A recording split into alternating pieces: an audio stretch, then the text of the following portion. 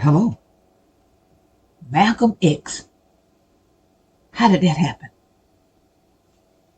This podcast is an excerpt from a book titled The Free-Falling Black Boy. The book, The Free-Falling Black Boy, was written earlier in 2000. Some of my younger listeners may not recognize some of the names. I suggest that you look the names up or perhaps purchase the book to learn more about the people mentioned in this podcast. How did that happen? Malcom X. Mention that name today, even today, and depending on who you mention it to, you will get a reaction similar to these. Don't mention that evil man to me. Yeah, he taught hate. God took that evil man away from us. Malcom X was bad for our race. Malcom X divided the race. I don't want to hear nothing about Malcom X. But let me throw this in. And that's a whole nother podcast. But why is it that black folks are always accused of dividing the race? Malcom X divided the race. Dr. King divided the race. The Honorable Minister Louis Farrakhan divided the race. None of these people were around doing slavery. None of these people were around, well, maybe Jim Crow. Maybe they were, but they was young. And even if they were old or grown men, they had no part in making these Jim Crow rules. So how is that black people always get blamed for dividing the race? And it's usually when they stand up for the black race. But that's a whole nother podcast. Back to Malcom X. How did that happen? A George Wallace campaign bus stopped at a chicken shack here in Macon, Georgia. The only people on the bus other than George Wallace were black people. I went over and started talking to them. They were singing George Wallace's praises and talking about how great it is that the races can work together. I slid in a comment about Malcom X to see what reaction I would get. Malcom X talked about the races working together. I said, the whole energy of the crowd changed.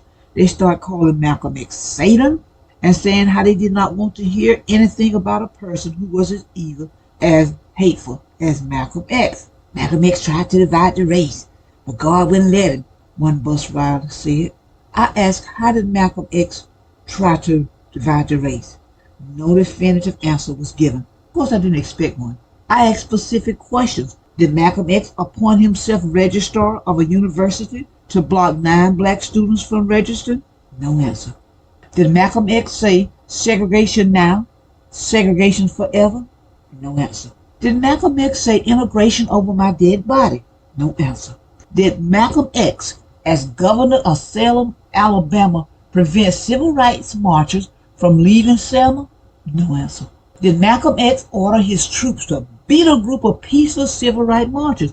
Still no answers. Of course, by now I'm just getting blank stares. Of course, the answer to all of these questions is no. Malcom X never did any of these things. These were all things that were said and done by George Wallace. Before leaving, I asked them what made them decide to support George Wallace.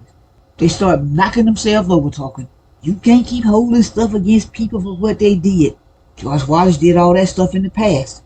We can't keep living in the past. All these different things they said. Malcom X never bombed any little girls to death, nor did he turn dogs and water hoses on children. Malcom X never hanged anybody, nor did he burn their homes to the ground.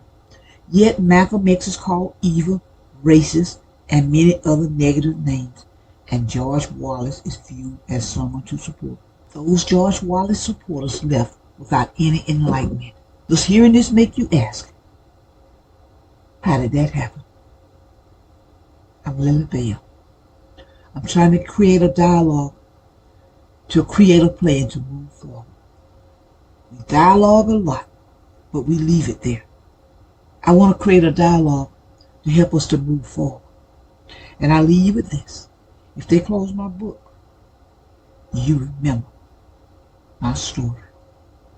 The link to where you can purchase The Free-Falling Black Boy will be in the description.